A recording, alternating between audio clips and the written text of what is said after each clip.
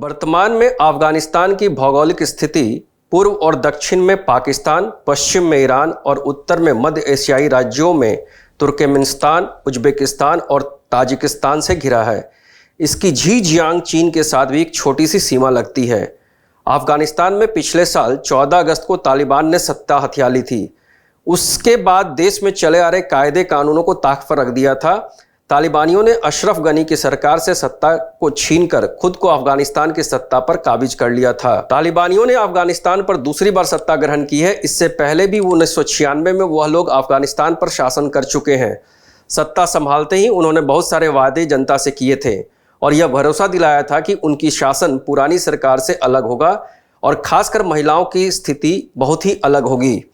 America में 9/11 के हमले के बाद अफगानिस्तान पर अमेरिका ने आतंकवाद के खिलाफ लड़ाई लड़ने की नीति के तहत अफगानिस्तान के ऊपर कार्रवाई की थी। तब से लेकर तालिबानियों के सत्ता पर काबिज होने से पहले तक अमेरिकी सैनिक अफगानिस्तान में मौजूद थे और अशरफ गनी की सरकार को बहुत सारे क्षेत्रों में नियंत्रित करते थे। अमेरिका के पूर्व राष्ट्रपति डोनाल्ड ट्रंप ने अपने कार्यकाल के दौरान अमेरिकी सैनिकों को वापस बुलाने की नीति बनाई थी। इसी क्रम को जारी रखते हुए वर्तमान राष्ट्रपति जो बाइडेन ने भी अमल किया और इसी क्रम में बाइडेन ने अमेरिकी सैनिकों को पिछले साल वापस बुला लिया था। अमेरिकी सैनिकों को जैसे वापसी के थोड़े दिनों के बाद अशरफ गनी सरकार को कमजोर होता देख तालिबानियों ने काबुल की सत्ता से अशरफ गनी सरकार को उखाड़ फेंका और उस पर काबिज हो गए। करीब 1 वर्ष से कुछ ज्यादा वक्त बीत जाने के बाद आज तालिबानियों ने देश की स्थिति क्या कर रखी है, इस पर विचार करें तो सबसे ज्यादा महिलाओं की स्थिति में गिरावट आई है। सत्ता में आने के बाद उसने सबसे पहले लड़कियों को शिक्षा लेने से महरूम किया था, जो अचानक उनके भविष्य को अधर में डालने जैसा था। उसके बाद तालिबानी प्रशासन ने सितंबर 2021 में महिलाओं से संबंधित मंत्रालय को बंद कर दिया। अफगानिस्तान तालिबान शासन के 1 साल होने के बावजूद अंतर्राष्ट्रीय स्तर पर किसी देश ने तालिबान सरकार को पूर्णतः समर्थन नहीं दिया है। रूस, चीन, पाकिस्तान, ईरान और कजाकिस्तान जैसे देशों ने तालिबानी सरकारों को अनाधिकारिक तौर पर मान्यता दी है। भारत ने अभी तक तालिबानी सरकार को मान्यता नहीं दी है, लेकिन भारत ने धीरे धीरे अफगानिस्तान के साथ काबुल में अपनी राजनयिक उपस्थिति को एक बार फिर शुरू करने का विचार बना रहा है। तालिबान की सरकार के आने से अंतर्राष्ट्रीय मंच से सहायता नहीं मिलने से वहां की आर्थिक स्थिति काफी खराब हो चुकी है।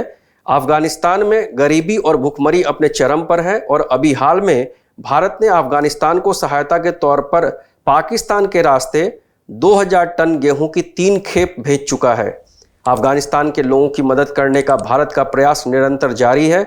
यह अफगानिस्तान में संयुक्त राष्ट्र विश्व खाद्यान्न कार्यक्रम के तहत वितरित किए जाने वाले 50,000 टन गेहूं भेजने की भारत की प्रतिबद्धता का हिस्सा है। अफगानिस्तान के विदेशी मुद्रा भंडार पर भी तमाम देशों ने प्रतिबंध लगा रखा है। अगर हम अफगानिस्तान का इतिहास भी देखें तो पिछले करीब 5 दशकों से वहां लगातार युद्ध और आतंकवादी गतिविधियों में अपने को उलझा रखा है। दम तोड़ती अर्थव्यवस्था का एक मुख्य कारण अन्य देशों से मिलने वाली सहायता और अनुदान पूर्णतः प्रतिबंध है।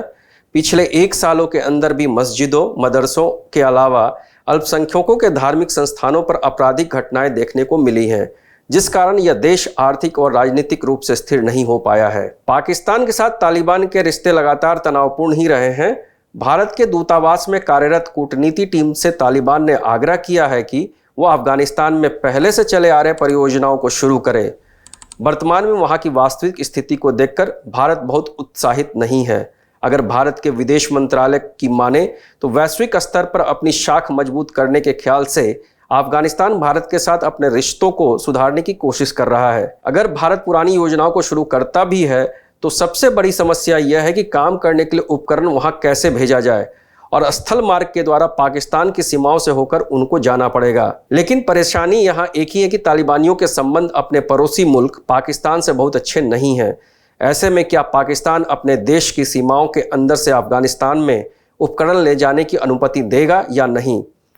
दूसरी तरफ भारत के इंजीनियर्स, तकनीकी विशेषज्ञ, श्रमिकों की सुरक्षा को लेकर भारत की चिंता भी जायज है। तालिबान के सत्ता में आने के बाद भी वहां अल्पसंख्यक सिखों को वहां से निकलना पड़ा था।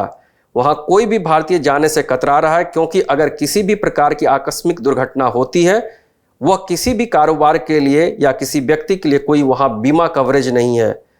बैंकिंग व्यवस्था विश्व के अन्य देशों के साथ भी ना के बराबर है। हाल ही में वहां के शहरी विकास मंत्री हमदुल्ला नुमानी ने प्रमुख तौर पर कुछ मांगे भारत के राजनयिक तकनीकी टीम के सामने रखी हैं। पुराने परियोजनाओं को पुनः शुरू करें, काबुल में चल रहे विकास कार्यों में फंड दें, अफगानिस्तान के छात्रों को वीज़ा प्रदान करें ताकि वो भारत आकर अपनी पढ़ाई जारी कर सकें, उच्च स्तरीय शिक्षा के लिए भारत के विश्वविद्यालय में पीएचडी करने के लिए अफगानी मूल के छात्रों को मदद करें। भारत ने तालिबान शासन के बाद मानवीय आधार पर गेहूं, दवाइयों और चिकित्सा संबंधी वस्तुएं भेज चुका है। धन्यवाद।